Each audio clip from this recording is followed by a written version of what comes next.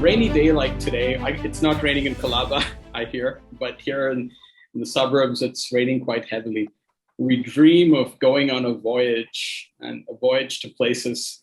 Uh, Bombay, the sea is right next to us, right? What could be better than going to Ballard Estate, Ballard Pier, hopping on a ship with a little bit of bags, and then traveling from here to Karachi, to Gwadar, to Muscat, and onwards to the Persian Gulf region and to ports like, well, now it was Said, but Doha became the main port in Qatar, and traveling all the way through Dubai and up to Basra and Khorramshahr. It sounds so romantic for us in this day and age where flights get us to these places really quickly. But unless someone was really fabulously wealthy, this journey wouldn't have been so much fun. People I've spoken to who've taken similar journeys talk about how difficult it was. The seas were rough and it wasn't an easy voyage by any means. And if you want to understand, if you don't know anyone who's gone on these kind of journeys, just talk to people here in Mumbai who've traveled to Mangalore before the advent of buses. So people who had to take the steamer, ask them how they enjoyed taking the steamer. Did they enjoy the smell of the sea and the colors and the light and everything else? And they'll say no, they were relieved that the bus started because these steamships were essentially meant for mass transportation. And it was never an easy ride for the vast majority of people that ended up taking them. Of course, those who traveled in style and comfort, the minority definitely enjoyed traveling by steamships. And as we all know, that Gandhiji himself, when he went for the roundtable conferences, preferred to travel in third class. And Sarojini Naidu joked saying that it costs us so much money to keep this man in poverty. But I digress. But the whole idea, so we need to kind of not look at these journeys in a romantic manner because the vast majority of people who ended up taking them underwent all sorts of difficulties while doing that. Just wanted to get that out of the way before we begin. So can we move on to the first slide, please? Okay, so let's look at steamship navigation in India, and we go back to the early 1850s. In 1853, India entered the age of railways, and the British East India Company was still controlling large parts of the subcontinent. So the whole purpose in constructing the railways was just to move labor and to move goods, and essentially just to move things to our ports and so that they would be exported to Britain. Now, as the British Empire, through the British East India Company, continued to expand its territories, it occupied what is known as Lower Burma, the Irrawaddy Delta, and places like Rangoon. And it wasn't so easy for the British at that time when the railways were just beginning to construct a railway line through Bengal, right through to what is today, through East Bengal, that is now Bangladesh, into Burma. So the easy way out was for them to start steamship service because Rangoon as such was a place they had a deep interest in, and they wanted to, it was basically a village at that time, and they wanted to really develop it. And the only way, and it was Burma's always been underpopulated.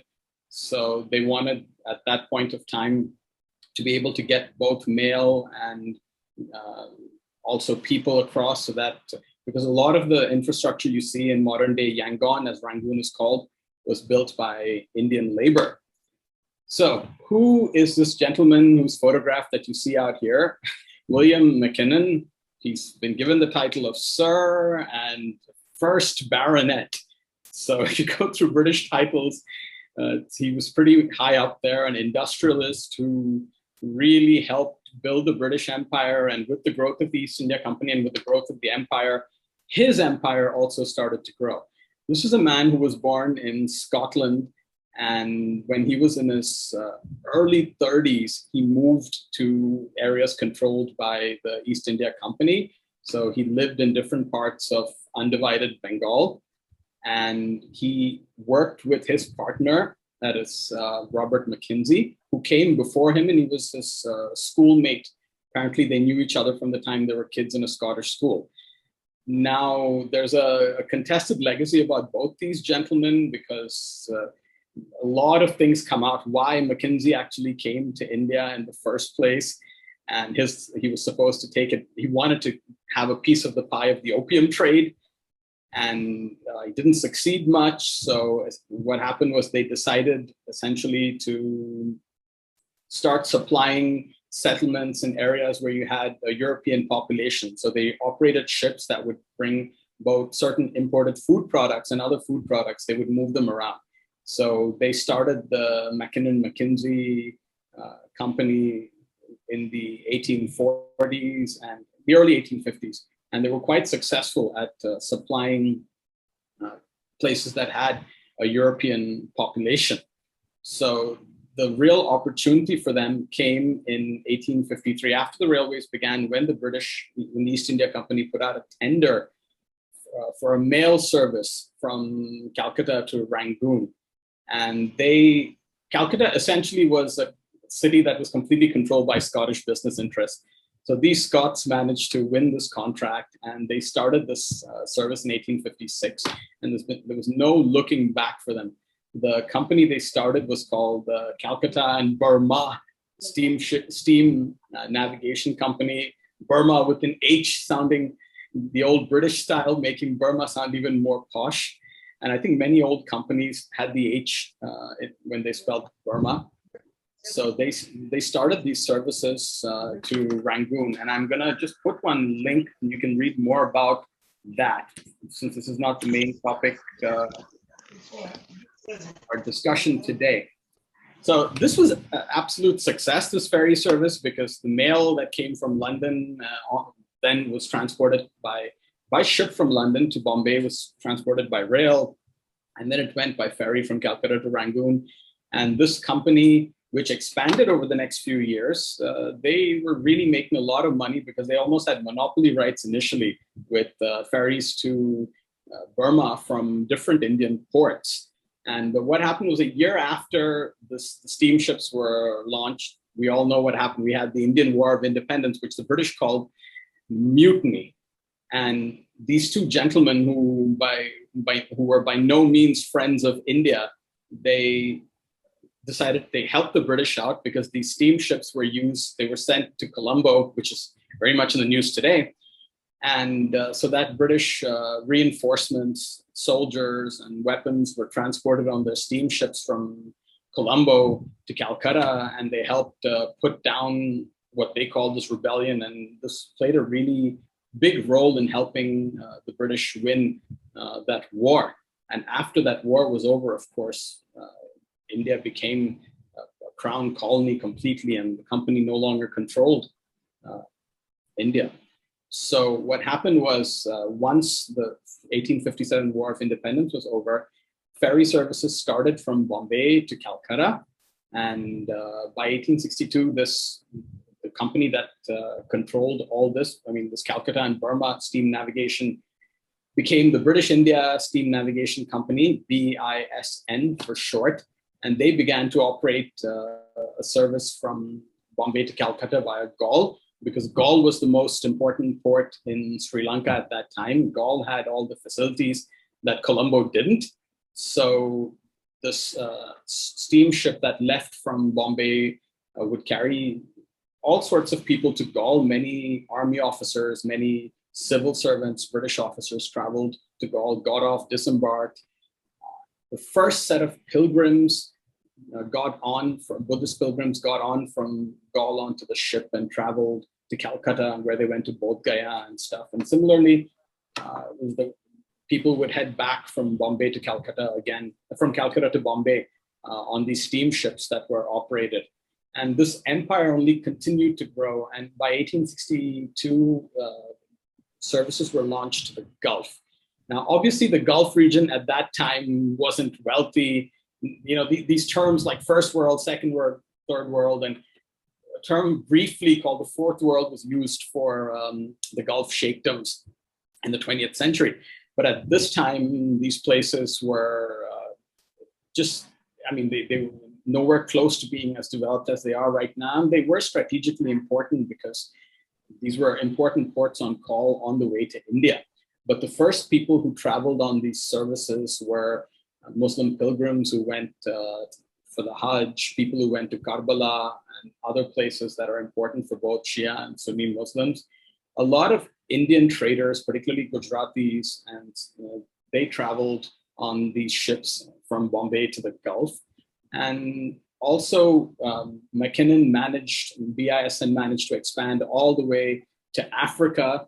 And so Bombay became a very important center for transporting both people and goods to Aden, to Africa, and to different parts of the world. And these Gulf services remained popular. Also, a lot of people from the Arab world came with their pearls, which they were selling in Bombay. And right up to the 1920s, places like Muhammad Ali Road and all that had a lot of Arab residents who used to take these ships, these steamships from different Gulf ports coming to Bombay. And they lived there for many years. There are some excellent books out there about the Arab community, how they lived.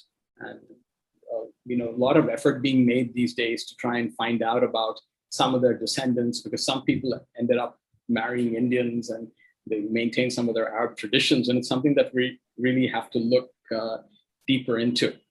Shall we move on to the next slide? The SS Dwarka, by the time the ship was built in mid-1940s, this BISN was a part of the larger conglomerate called P&O, which is a company that's in the full form is Peninsular and Oriental Services. They're still around and they conduct cruises. And so it was a part of that group. So the Dwarka, you have to understand that at this time in the mid-1940s, air travel was just beginning to kick off. But again, this was something only for the fabulously wealthy of the world. And ships were still the main means of traveling across the world at that time. So this Dwarka was built in England, in Newcastle upon Tyne, and it was launched in 1946. The ship was ready and came to India in June of 1947. And the route that was planned was from Bombay up to Khorramshahr. And that's a route that stuck for a long time. But the idea, 4 ships were built at that time. They all belonged to the D class. And there was a description when Anita introduced me where she spoke about how they were meant to be comfortable but not luxurious and efficient, and forget the exact wordings.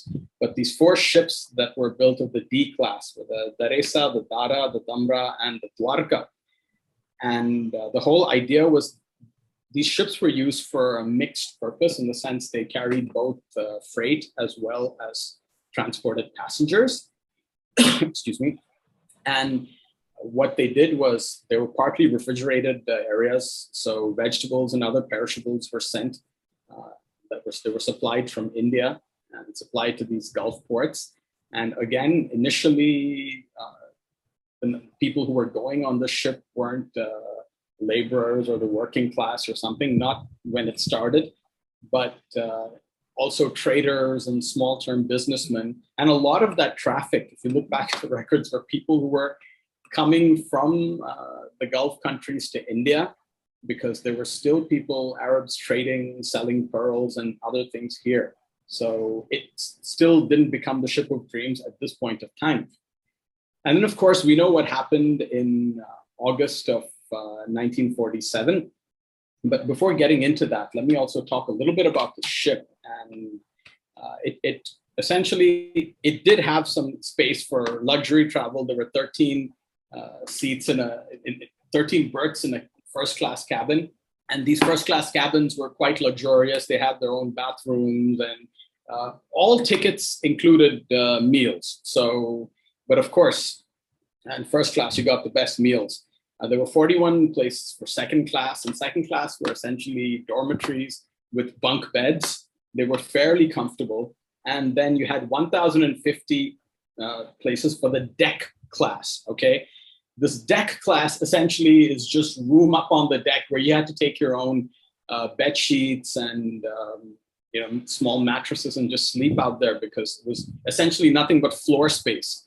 So imagine going on the ship. If you were a poor person traveling on the ship, it wasn't comfortable by any means. And the ship essentially traveled at a speed of 13.5 knots, which is like 25 kilometers an hour. So it was a extremely tedious and long journey. And of course, when it finally started taking people, laborers to these places like Muscat and Kuwait, etc., most of these people on labor class were sleeping on those decks.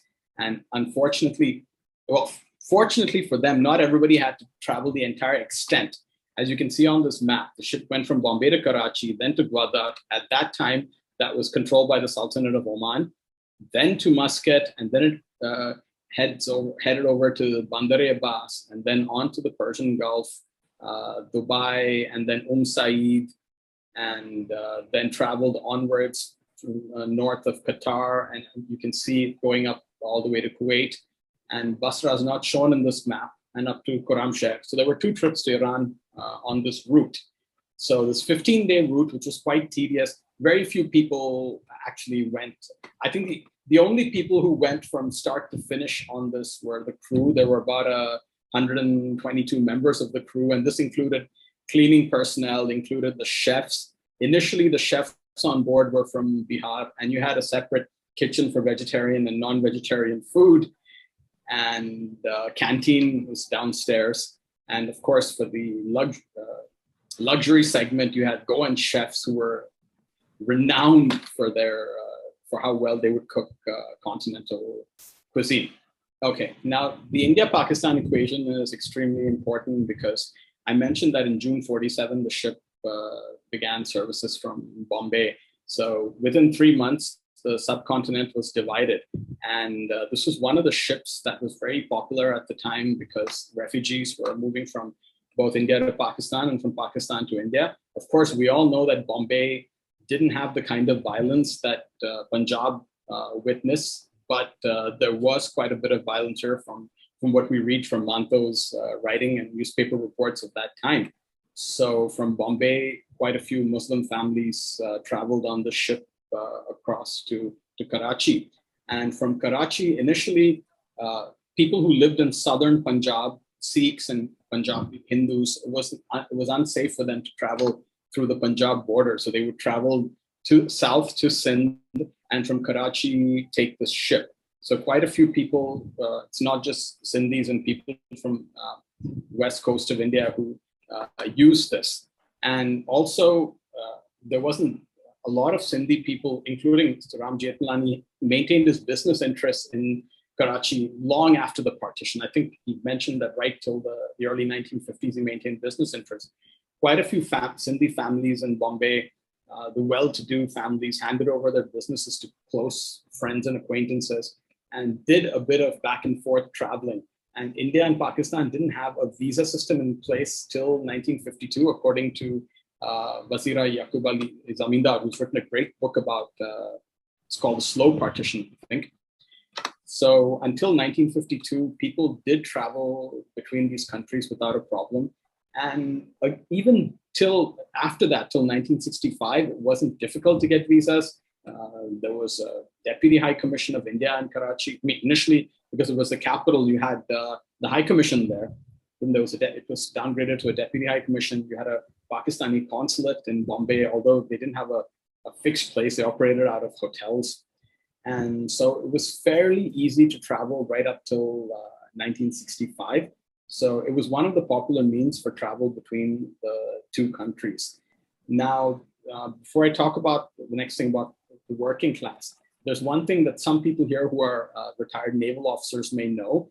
A lot of these British fan sites mention a Muscat rendezvous during the 1965 war when Indian passengers on a ship called, I think the Satya, there was an exchange between that and the Dwarka, where Pakistani passengers were exchanged so that the ships didn't come to these ports during the 1965 war. Apparently, this exchange called the Muscat Rendezvous was arranged by the British Navy and the the Sultan of Oman, hence that term, the Muscat Rendezvous. But I wasn't able to find any kind of information anywhere in the archives and stuff. So, and also the ship that was mentioned on these websites, I mean, I think I've written the name down somewhere here.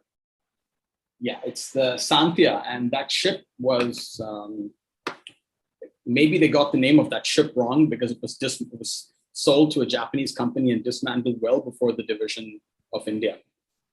Okay, coming to the point above that, it was a place for camaraderie for the working class. So essentially 500 places on the ship were reserved for people from Bombay and 500 people from Karachi. And of course, it wasn't just people from Bombay who were going. There were people from Punjab, Kerala, and other places coming and boarding the ship.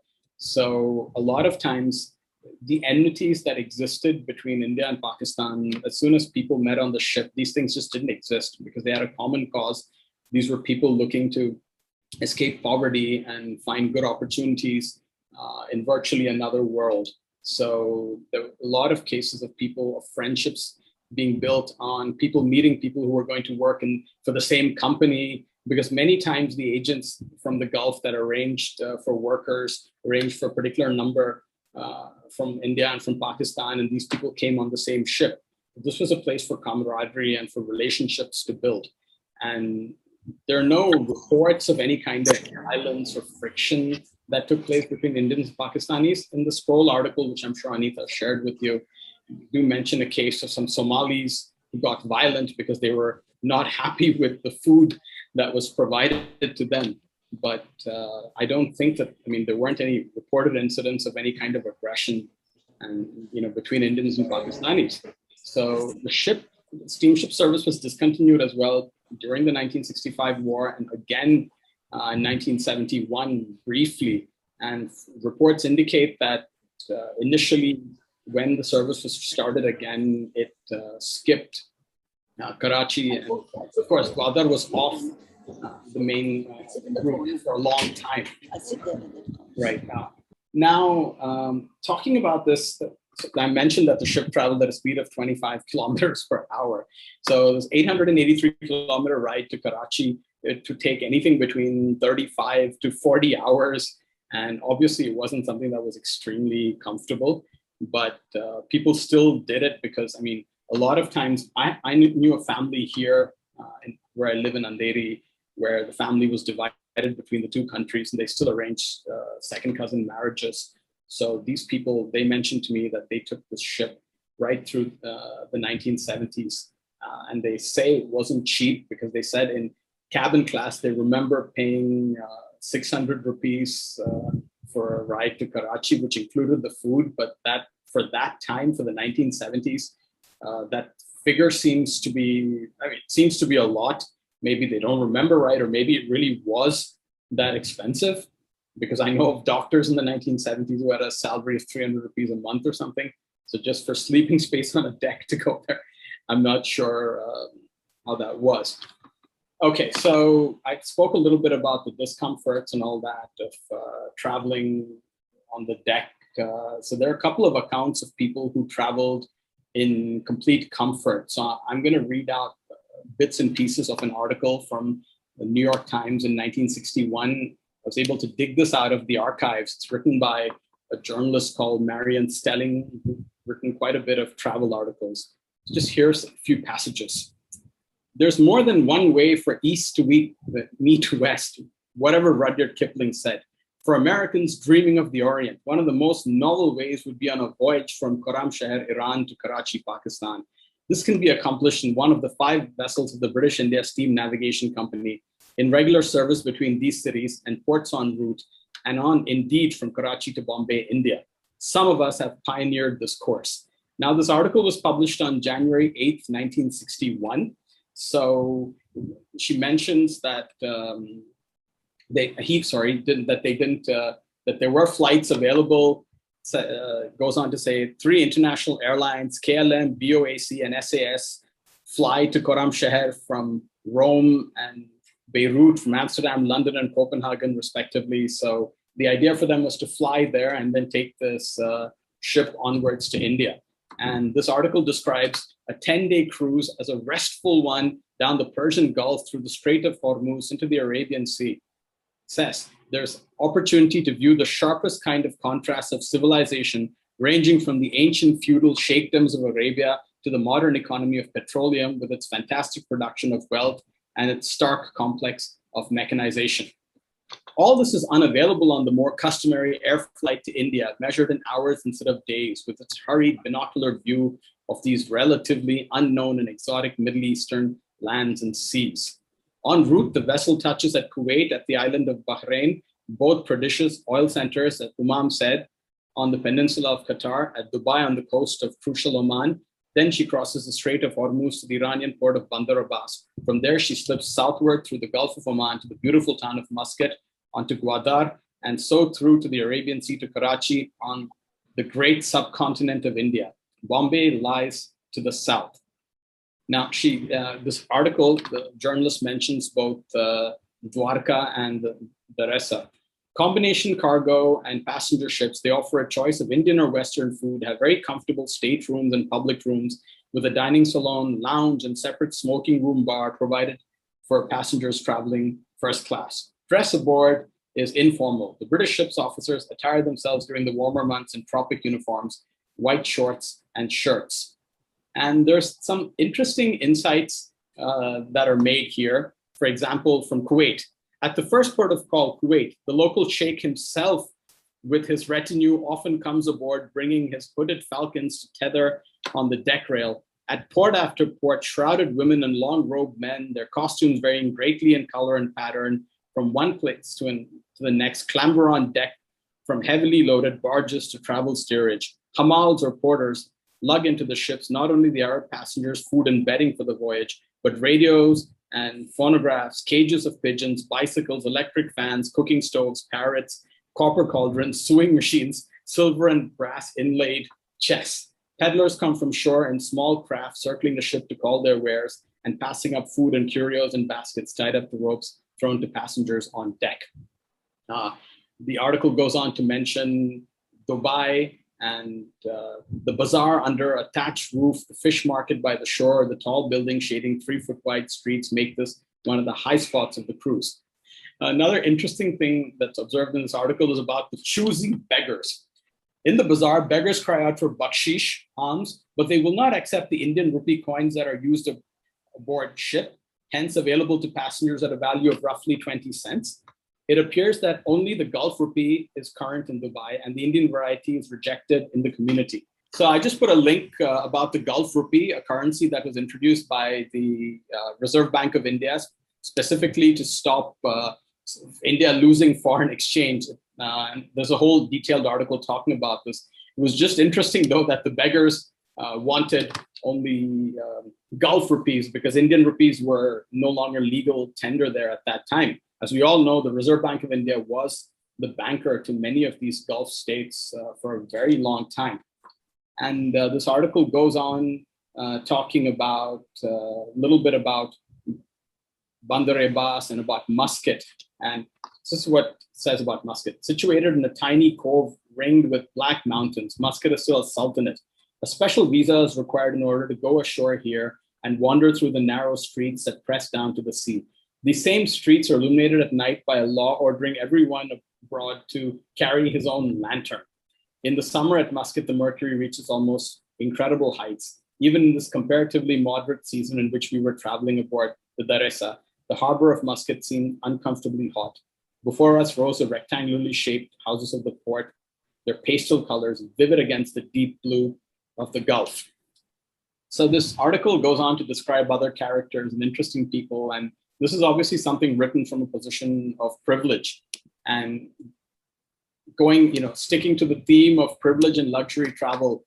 So the BBC's World Around Us did a lot of good for the ship, and it created a lot of, the link has been put there at the beginning of the chat. You can see that. It was a really wonderful documentary that gives us great images from visuals from all the places that the ship called on. And of course, the anchor, the host of the show, also a McKinsey, probably not related to Robert McKinsey, spoke about the best thing India exported was man. So found that a little interesting, to say the least. But he traveled in first class as well. And some of the insights we get from his first class account was one, there are photographs of the wives of Indian Army officers who were drinking fine wine and sitting with the officers, the captain and the officers, and dining with them. And he talks about Sandhurst style army having its own hierarchy. So the top officers obviously stayed in first class, and then I guess the second grade were in the dorms. So what we get to know at that time was, this was filmed in 1978-79. So at that time, the Indian Army was training the Iraqi army. And we also get to see some visuals of Karachi just after General Zia had seized power in the city. And very interesting insights, people carrying big stereos and playing music, one person playing one kind of music on stereo and the person next to him playing something else. It's, despite the condescending tone that exists at times and the Raj nostalgia that we witness in this documentary, it's definitely worth watching. I would recommend that. And also in this documentary, we see the Damra, very important, one of the 4 D-class ships leaving Bombay and going probably to on its journey to being dismantled. Okay, shall we go on to the next slide, please? Okay, the final years of the ship. Now, just like the BBC documentary managed to generate a lot of interest, a lot of people actually from Britain decided to get on that ship and travel, because it was kind of obvious even back in 1979 that its days were numbered. The BBC said that this is a 19th century mode of travel for the 20th century. And you read articles from the 1970s where this Captain Henke talks about how he'll fight to keep the ship running as long as possible. And he was really keen on it. But one of the ship got a lot of nice funding when it was used for different locations, different scenes in the film Gandhi. So this is the only ship that was used while filming that movie. You can see here Ben Kingsley, and we remember this. People who've seen Richard Attenborough's film probably remember the scene when he gets off the ship at Apollo Bandar and just walks. And so it formed a really important, for the ship, this was important. It got that revenue, but unfortunately, this filming was done in 1981, and the writing was still on the wall. And I have an account here, which was published in 2013 by a Pakistani translator and writer. And he took the ship in 1982 from Karachi to Bombay. And he also took it on its last ride from Bombay. So I'm going to read out a few things from here.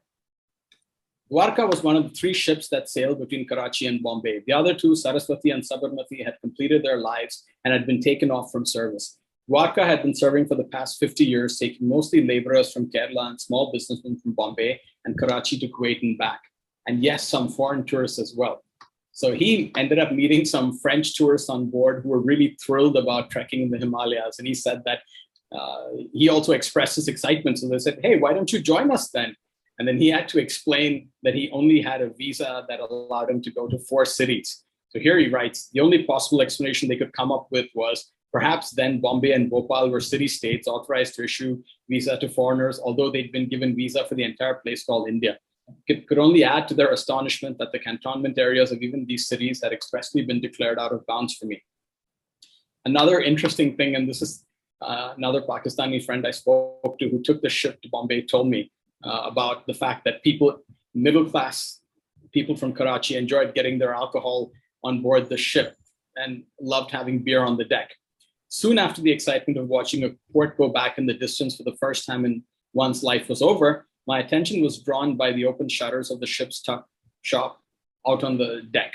I bought a can of beer and couldn't believe myself when I freely drank it, sitting on a bench and looking at the afternoon sun, making wonderful patterns on the surface of the Arabian Sea. Alcoholic drinks had been banned in my country since 1977.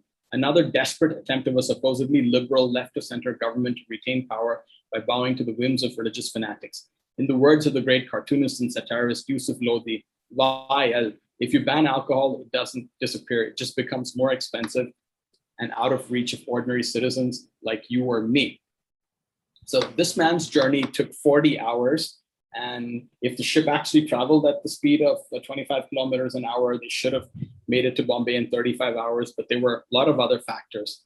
And another thing that he noted was that the cooks were actually Malabaris, Malayali Muslims. And he mentioned that the food had a distinct taste and smell of Karachi's Malabari food joints, now completely disappeared from the city.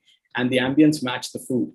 The workers returning from the Gulf to Kerala were traveling with their unbelievably large metal trunks, with their bright colored saris, t-shirts, and lungis, and their loud chatter. They seemed a happy lot. So one of the important parts of taking this, people who traveled to the Gulf and came back initially were bringing back gifts for the family. One of the earliest people to use the Dwarka and travel all the way to Kuwait was my maternal grandfather's brother. He traveled in the 1950s, and he used to always bring gifts back. Once he completed his 11th standard, because you could get a school leaving certificate, it was not 10th or 12th, it was 11th. He went and got a job working in a store and took his entire family there, and many generations started working there now. But the point was that initially the only way to go was by the ship. But from the 60s, 70s, and by the 80s, air travel became really, really common. And many of these contractors that were bringing people from India and Pakistan to the Gulf just started paying for air tickets as well. So finally, at the end of the day, the whole idea for the ship to continue, just ran out of steam. And no matter how much BISN tried to keep the ship running, it just wasn't financially feasible. And it was the second last ship of British India steam navigation to go to the graveyard of ships at Gadani Beach near Karachi, where it was dismantled. Unfortunately, it was dismantled and sold for scrap. The same thing happened with steam engines of the Indian railways. I mean, they were just sold for nothing. I personally feel this ship should have been preserved in some way, turned into some sort of a museum so people could have understood. But this is something, I don't know. I mean, the people who were in power, who make decisions on these things, felt that the best thing is just to sell it for scrap. So we lost a piece of our heritage. And all we have now is that BBC documentary, accounts from people who've traveled, and little snippets in newspaper archives. That's it. Thank you very much.